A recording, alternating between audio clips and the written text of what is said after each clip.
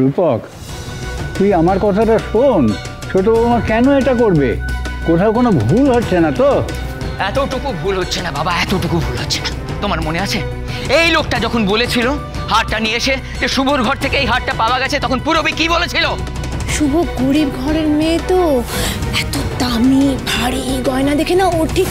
শুভ গরিব ঘরের মেয়ে, অ্যাড্রিটোকে ভালোবেসে উদ্ধার করেছে, আমাদের বাড়িতে স্ট্যাটাস দিয়েছে বউয়ের।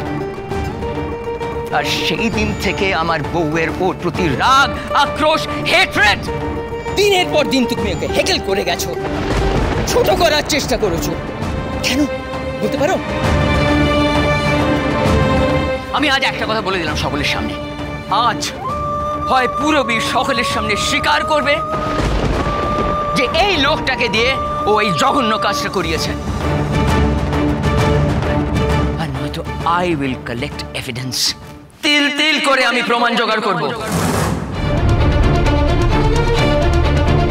আর তাই যদি করতে তুমি আমায় বাধ্য করো পুরবী, আমার থেকে আর খারাপ লোক কিন্তু হবে না।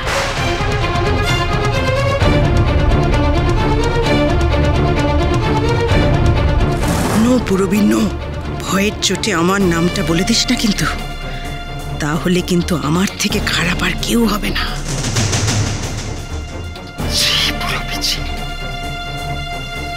আমার স্ত্রী হয়ে এত জঘন্য একটা কাজ করতে পারলে, এত জঘন্য, এত নিচে নামতে পারলে তুমি পুরবী। আজকে না লজ্জায় ঘেন্নায় আমার মরে যেতে ইচ্ছে করছে।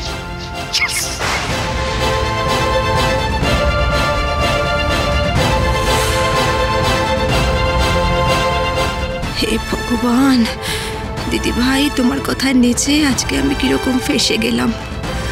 তোমার জন্য আজকে আমাকে সবার সামনে ইনসাল্টেড হতে হচ্ছে। আমি কি দিদি ভাইয়ের নামটা বলে দেব?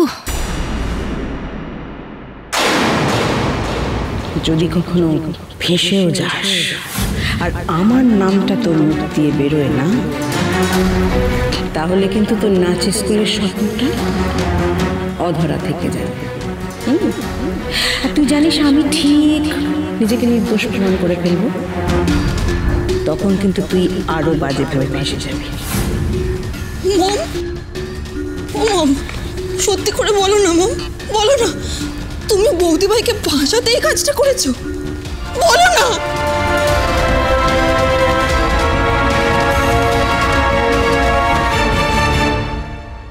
সত্যিটা বলো মম।